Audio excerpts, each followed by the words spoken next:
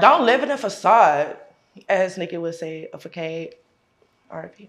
But don't live in a facade. No one cares at the end of the day because they're in their own world doing them. Live like today is your last and live in your true color. Because if you're not, guess what you're gonna do? You're gonna die with regret. You're gonna live on your deathbed with regret. It's not worth it. So open up. My name is Sharon Isom. I identify as pansexual. I'm really all about personality. You know, some people can be like pretty on the outside, but then be a little nasty on the inside. So I really just go for personality. That's just what I am. Okay. My name is Karma. I am from Birmingham, Alabama. And my sexual orientation is sapiosexual. Well, I came out as bisexual when I was 14. My mom was okay with it, but my dad was not okay with it. He was like, did you try anything? And I did, but I didn't want to tell him I did, so I was like, no. But he was like, okay, well then keep that to yourself. I came out in high school. One of my friends from elementary school called it though, Doracia. Shout out to Doracia. She was like, yeah, you're gonna be gay. You're gonna be a little fruity. I'm like, no, you're tripping, you're lying. And come to middle school, I kind of started leaning. I was like, women, just different, you know? So then I labeled myself as like in the closet bisexual. Really didn't like tell anyone because I wasn't, sure for myself. But then here comes high school, and there was one girl that caught my attention, I guess you could say. And she really made me realize that I really like females. And so then in high school, it went to more so lesbian, because men more so kind of just, ugh. And then I graduated, did a couple years in college as lesbian or whatever. And then I started to grow up, and I had to realize that physical and material won't do it, So I went for the brain, and it sparked a whole nother field of interest in a person. So it's like, who cares what they look like? Who cares what they bring to the table? Of course they're gonna bring something to the table, but at the end of the day, what do they bring you mentally? I am into the brain. I love the intellect of the mind and all that fun stuff. Yeah, my mom was okay with it. I feel like she was kind of more like focus on your grades than your sexuality, but she was okay with it. And I kind of found out she was okay with it because my older sister came out when she was around my age, but I didn't know that. So, I mean, she was kind of like, well, I guess both of my daughters are gay. Everybody around me has been really accepting. I feel like they knew when I was a kid. Like my mom says it all the time. I was like, yeah. Because when I came out to her, I was boohoo balling, and she's just sitting there like, I was just waiting for you to tell me, thanks. And so I was like, what do you mean? She was like, yeah, I've been used as you were. And I was like, that's crazy. So apparently everybody knew, but they were really accepting. My dad was kind of on the weird side, but it's whatever. He accepts it now because I had a good little talk with him and all that fun stuff. But I love him, and he's there, whatever. He accepts it. To be honest with you, I remember when I moved here when I was in the 6th grade. So I'm from Oklahoma, and I remember when I was a little girl, I kind of still was attracted to women, and I was like, oh, she's really pretty, or she's beautiful, and I was attracted to guys too, but I think I was just very much emphasized by women around that time. So I mean, I always knew. No one coerced me into liking women or none of that. Yes and no. Okay. No, it's so hard. When I say it's like a good 0.001% that a man has a chance, it's so slim to none. It's so slim to none because they all have a one target brain. You get what I'm saying? So that's why like I just love women, like in and out. So it's just I don't know. I can't. So I'll entertain women long before I'll say anything back to a guy. I mean, men are cool, you know. To be honest with you, this year was the first year that I've been like romantically attracted to men. So I have started going on little dates with men here and there, and instead of just, not gonna lie, I do have sex with men because I do want that pleasure, but I didn't ever really think I would be in a relationship with a man. But yeah, women very much do it better. And I feel like, I mean, they're a woman and we're a woman, so they know what we like and I know what she likes, so I feel like it's just easier. No, I feel like they would be bisexual because I kind of just feel like, I mean, sometimes I guess I do dress gay, some people told me, but I feel like how my mannerisms are and how I be saying stuff, I kind of just like am fruity, like just gay, like it's just giving gay. Just a bad girl in boys' clothes. That's it, that's all. It does bother me when saying, oh yeah, she's a lesbian. No, not really, because if a really good man comes along, which is very slim to none, he might have a chance, but in the long run, I don't see myself marrying a man. So it's just why I entertain it, you know? So it's just give me a good female and call it a day. No time and waste, well, no reason to waste energy, you know? I could care less about a gender role because I do it all. If my girl can do it all, I don't care. But whatever she lacking in, I'm picking up. So I cook, I clean, I walk the dogs, I take the trash. What you want me to do? I don't care if you're incapable. Don't get me wrong. You got 2 legs and 2 feet. Don't be lazy. But it ain't nothing. It's like just keep the house clean if you ain't doing nothing. You know, but I don't really care about gender roles. As long as everything's handled in the household, everybody's happy. Me personally, I do. I kind of just feel like maybe that's just me. I'm not like not saying studs or masks have to be like the leader or the man or whatever. Right. But me personally, and I'm not a stud or mask, but if I go out with a woman, I pay for the first date. I'm gonna pick you up, I'm gonna open your door. I don't want you to pay for nothing. I don't want you to do nothing.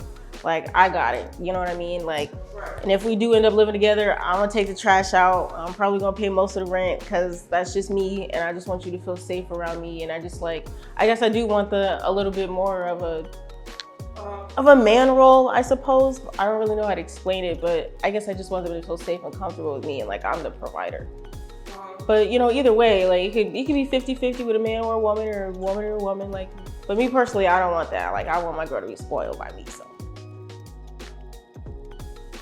I feel like now in maybe from like 2020 to 2024, yes. But I feel like around the time that I came out, which I think was maybe around 2014, 2013, definitely not. I feel like during the pandemic, I really feel like all of that was kind of more out and everyone was okay with it. But before then, definitely not. I feel like Black families are very traditional. So, you know, I honestly do feel like that, like our mom's age during that time and stuff, that I really feel like people were gay, but it was very much hidden because, you know, Black people, like, church is good. They always love to go to church. They love to praise the Lord, you know, and in the Bible, it says, you know, you can't be gay. So that's kind of just what Black families just run by. So honestly, I really don't think so. I feel like maybe at first they don't. And then when they realize that their kid is not going to change, then they're kind of just like, okay, well, I feel like I have to live with it because I do love my son or daughter. They came out of me. So, you know, I have to accept it.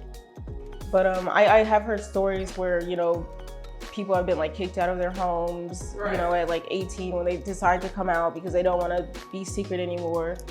But yeah, now I do feel like it's a little bit more open, but beforehand, definitely not. Honestly, no, because I was always one of the black sheep anyway. So that care that I gave been gone. So especially when I was like, okay, well, this is who I am. I'm not gonna sit here and hide it for the comfortability of others. That's not gonna happen. So I was like, hey, you gonna like it or you don't. So that's it. It really was like, it is really a weight on your shoulders. So once you start to not care about others' opinions, then that's when life really changes for you. And that's when you know you can love to your full extent. And that's what I had to learn.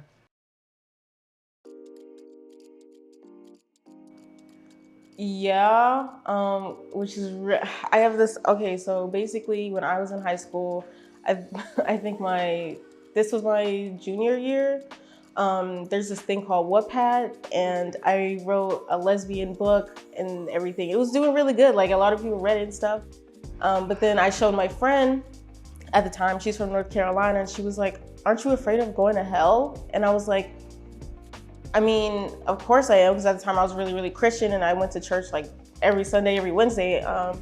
So she was like, yeah, like I'm really scared of going to hell. Like, you know, I think women are attracted too. And she's gay right now. But she was like, yeah, I'm just scared of doing that. And then she showed me a video about this woman that was like, Michael Jackson went to hell for being gay. And that really triggered me like a lot. I was like, oh my God. I was on my way back to my house with my mom in the car and I was just like, scared. I was like, dang, like maybe I should just like men, like maybe I shouldn't do anything. Like this is just, it's making me feel really wrong. And I ended up deleting my book that I took a whole year to write. And I was just, I don't know. But then she told me that she was gay and I was like, well, you know what, we'll just get to it together.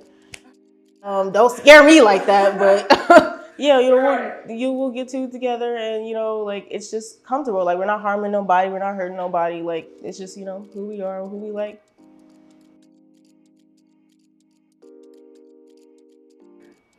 I'm gonna say absolutely, because everywhere I've been, north, south, east, west, they love a good gay woman and hate a black gay man. They hate it. I wouldn't say hate it, it's a hit or miss, but it's more so, yeah, get that. I'm like, they're here to have fun, just like you, bro. Let's just have fun. They don't want you. They don't, you know, so it's like, why give them that hate when you love gay women?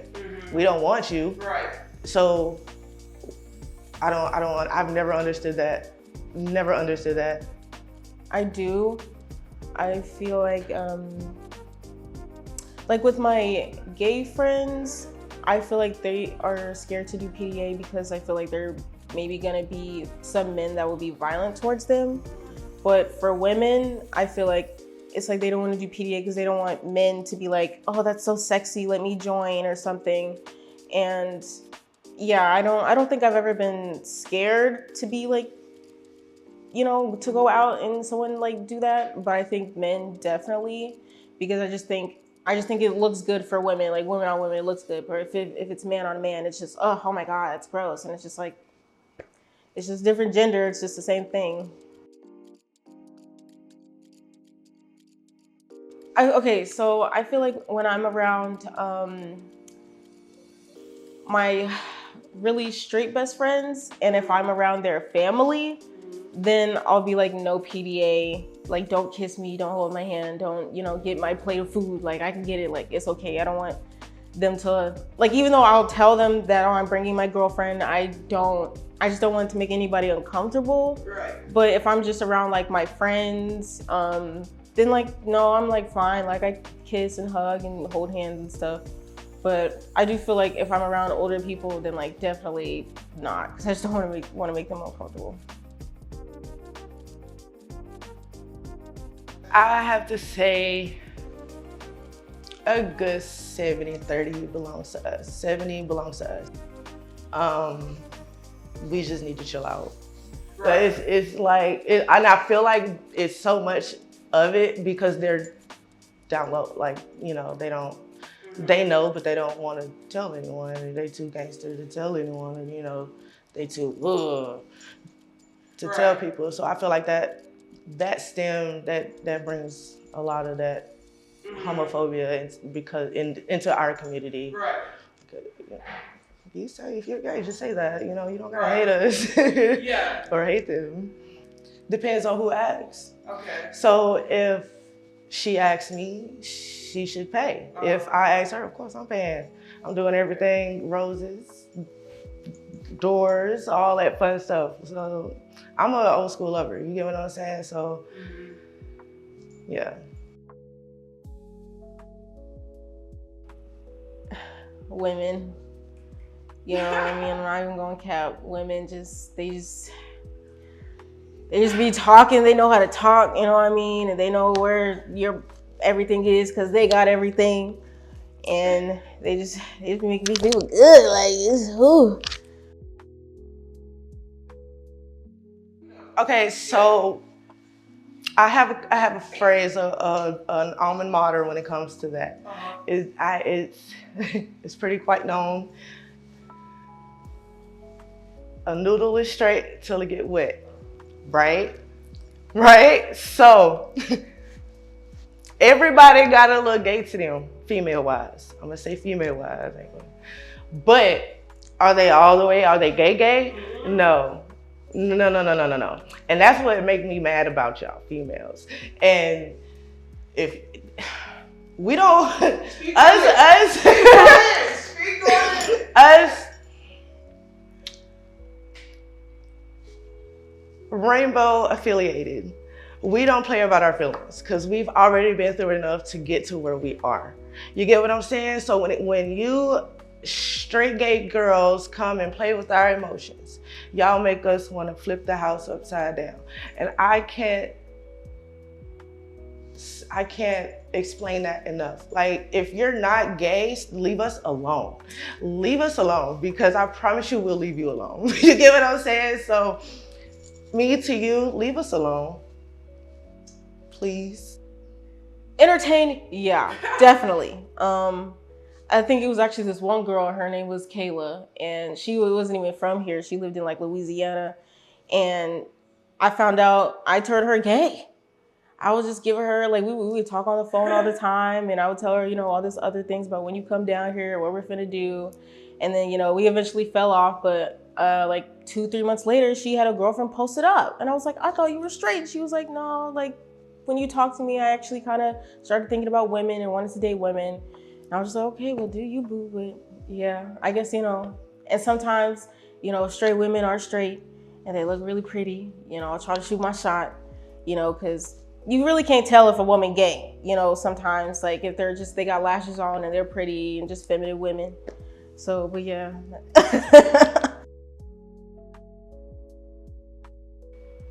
Honestly, reciprocation and the willingness to learn each other, and openness. Like, I understand that we all carry trauma, we all carry baggage, but we should not have to carry that into the next person. You get what I'm saying?